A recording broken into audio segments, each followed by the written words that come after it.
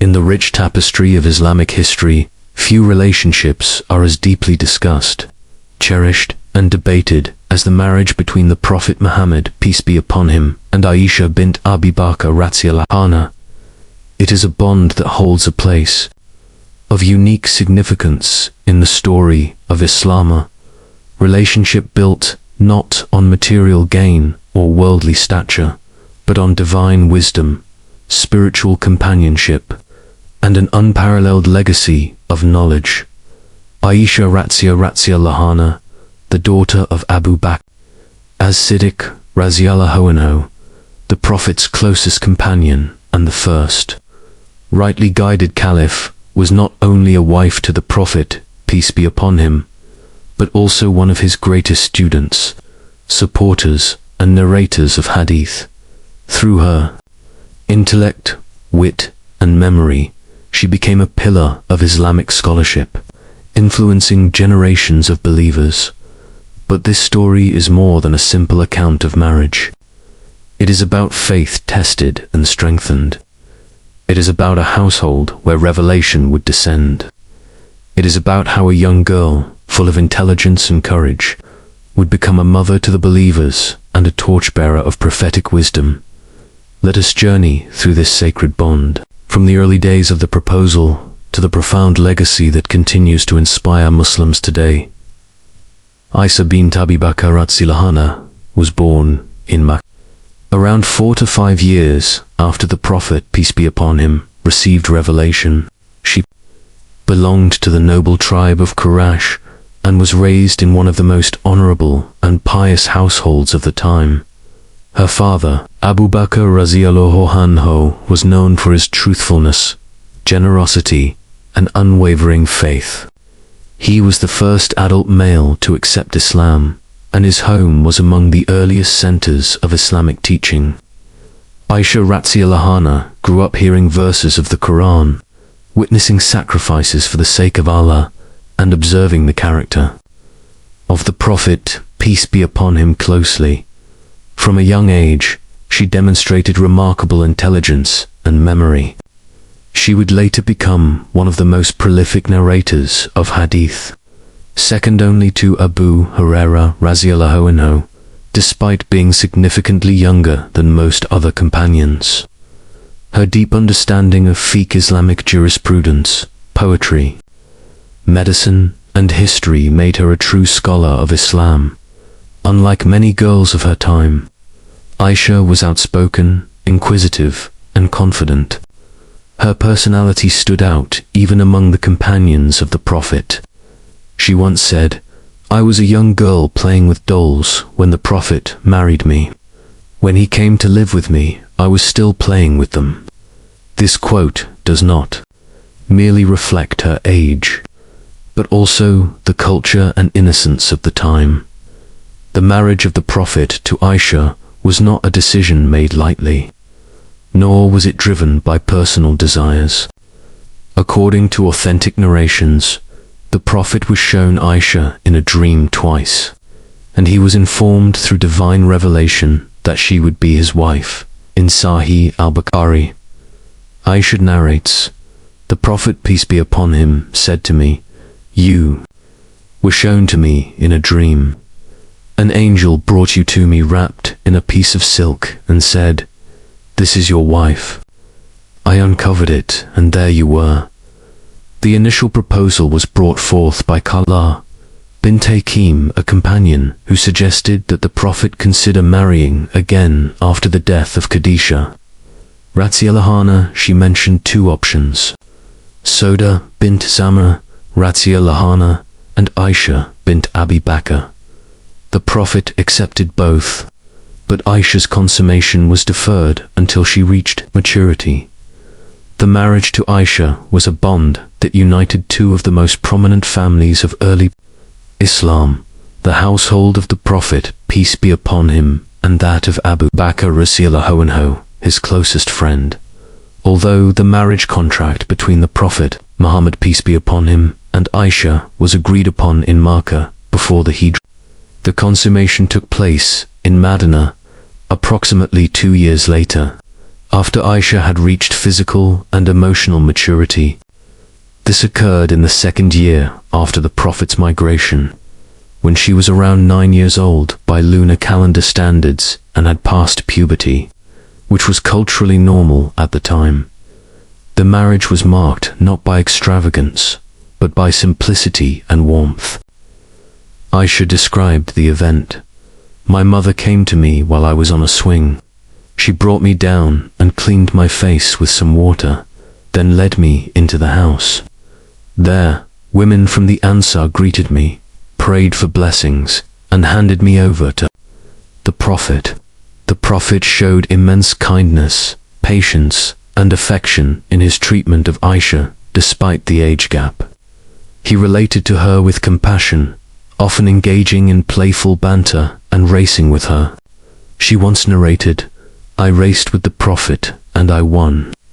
Later, when I gained weight, we raced again and he won. Then he said, "This one is for that one." Their home was filled with simplicity. Aisha mentioned that for months, no cooked food was made in their house, only dates and water. Yet despite material scarcity, love and tranquility abounded. One remarkable aspect of their relationship was how the Prophet gave Aisha the space to learn, ask questions, and even challenge him respectfully. Their bond was spiritual, intellectual, and emotional. Her natural curiosity led her to ask questions about religious matters, which helped establish legal and spiritual rulings for the broader Muslim community. The Prophet said, "The superiority of Aisha over other women is like the superiority of tharid, a traditional Arab dish, over all other meals." This comparison was both cultural and spiritual tharid was beloved and nourishing, just as Aisha's presence was to his life and the Ummah. Among the wives of the Prophet, each had a unique personality and contribution to his mission. Aisha, however, was distinct in many ways. She was the only virgin the Prophet married and was often regarded as his most beloved wife after Khadijah. When asked who he loved the most, he answered Aisha.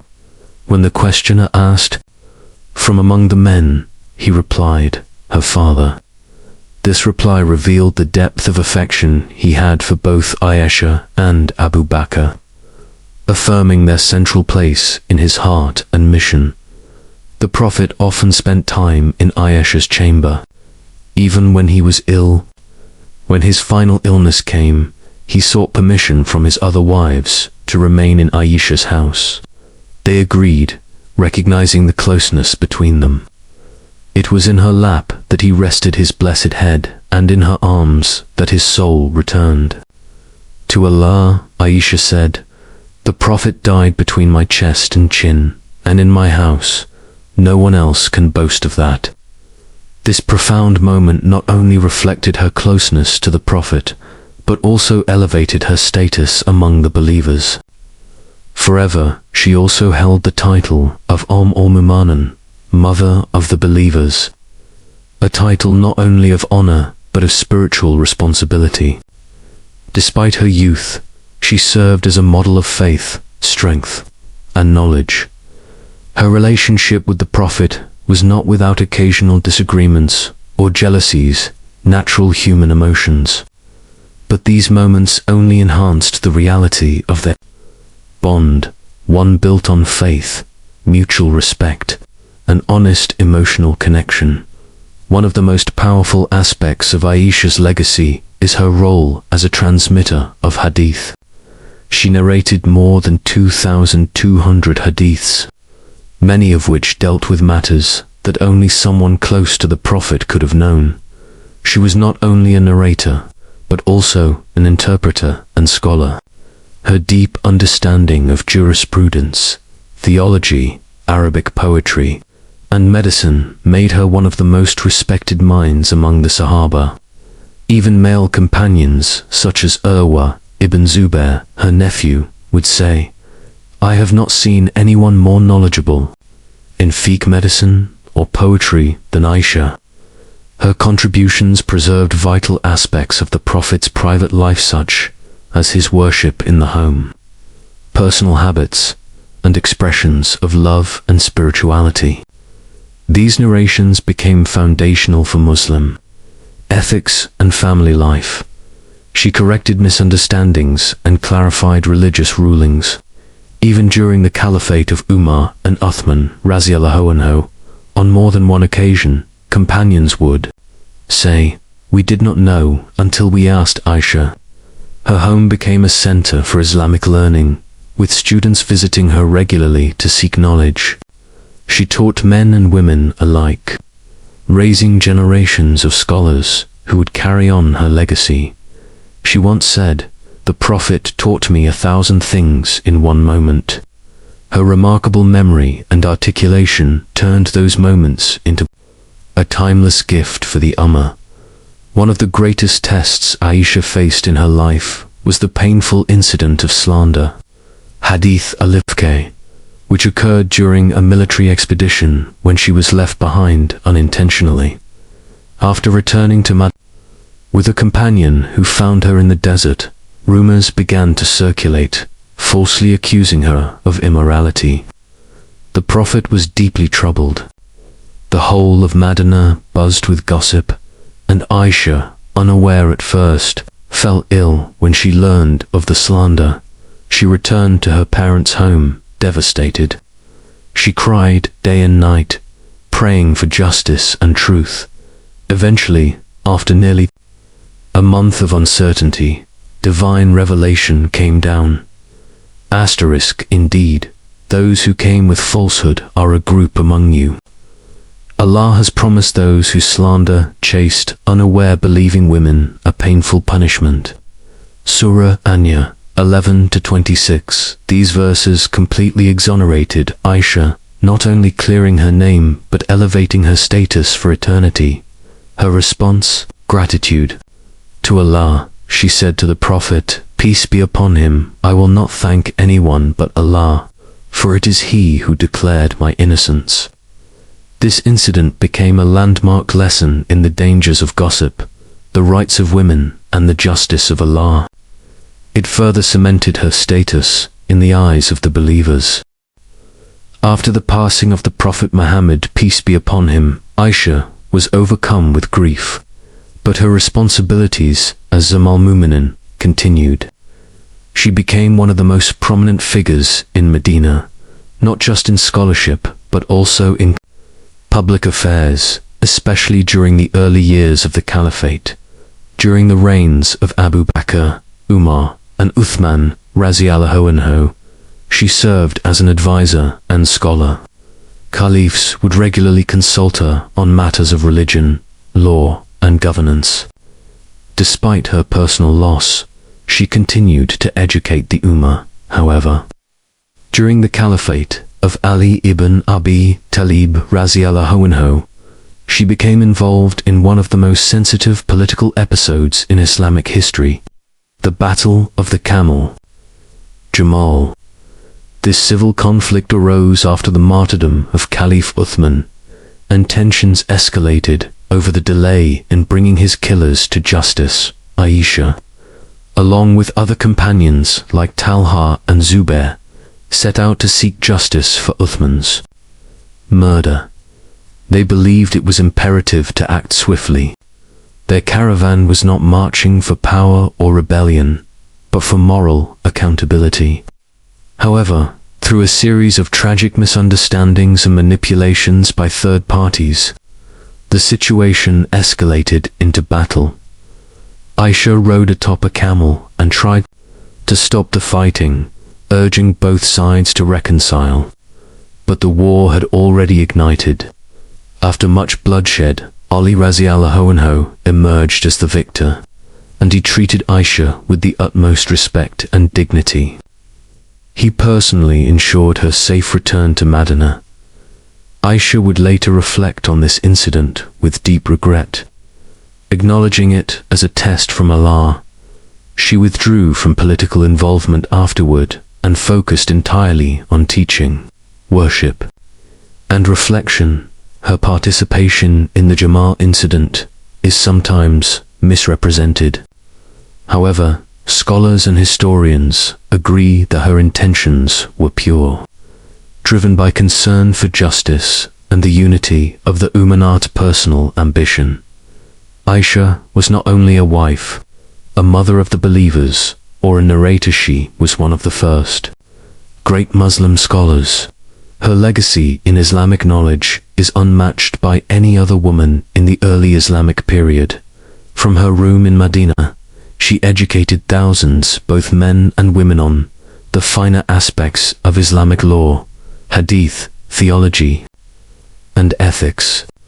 Her influence shaped many scholars, including Irwa ibn Zu'ata, Ibn Abi Rabah, and even great jurists like Imam Shafi'i, who later referenced her narrations. She had a sharp mind and a firm commitment to truth. On many occasions, she corrected companions on legal or theological matters. Imam Zuri once said, "If the knowledge of Aisha was collected and compared to the knowledge of all other wives of the Prophet and all women, her knowledge would exceed them all." She was especially insightful in topics that concerned women's issues, personal hygiene, marriage, intimacy, and spiritual practices. Her narrations have helped generations of Muslims practice Islam with clarity and compassion. Moreover, she exemplified ijtihad, independent reasoning within the framework of revelation. She never hesitated to ask the Prophet why or how. Her intellect and courage helped institutionalize critical thinking in the Islamic tradition. Even Orientalist scholars like Margoliouth and Montgomery Watt had to acknowledge the intellectual brilliance of Aisha, calling her one of the most important female figures in religious history. A common point of controversy in the modern era is the age of Aisha at the time of her marriage. Traditional hadith sources, like Sahih al-Bukhari, report that the marriage was contracted when she was 6 and consummated when she was 9. This was according to the lunar calendar, making her age approximately between 9 and 10 solar years. While this was culturally acceptable at the time and posed no controversy among early Muslims or even non-Muslims in the 7th century, it has raised questions in the modern context due to changing societal norms. It's crucial to approach this topic with historical context, not modern bias. In 7th century Arabia, the onset of puberty marked adulthood. Marriages were often contracted young, due to shorter lifespans and different social dynamics. Aisha was mentally and emotionally mature, and her later achievements testify to her capacity and strength. Additionally, some contemporary researchers have questioned the literal interpretation of her age, citing historical inconsistencies and other narrations that may suggest she was older. However, the majority scholarly opinion remains that she was 9 at consummation, though again, this carried no taboo or wrongdoing in the society of that time. Importantly, her marriage was not about age, it was about divine purpose. Through Aisha, we received over 2,000 hadiths. She preserved knowledge that no one else could, especially regarding the Prophet's private and domestic life. To judge a 7th century event by 21st century standards is to fall into anachronism. What matters is that Allah commanded it, and the Prophet carried it out with dignity, mercy, and wisdom. Aisha herself never saw the marriage as anything but honorable and a source of pride. Aisha bint Abi Bakr was more than the wife of the Prophet. She was his student, his partner, his beloved. Through her intellect, passion, and strength, she became a foundation stone in the construction of Islamic civilization. Her life teaches us that women are not mere supporters in the background, they are leaders, teachers, and torchbearers of truth. Despite immense trials, slander, political controversy, and personal loss, she remained steadfast, graceful, and devoted to Allah. She passed away at the age of 66, according to lunar years, in the year 58. During the Caliphate of Muawiyah, she was buried in Jannat al-Baqi, near the Prophet whom she loved so deeply. Her legacy lives on in the hearts of believers, in the Hadiths she narrated, and in the scholarship she inspired. Through her, we come to know the Prophet in a more intimate, human way. Through her, the Ummah learned how to live Islam not only in the mosque but in the home, not only in public but in private. Let us remember her not just as a wife or scholar, but as a symbol of what it means to combine faith, intelligence, and courage. Indeed, her life is a chapter that every Muslim man or woman should read, reflect upon, and be inspired by.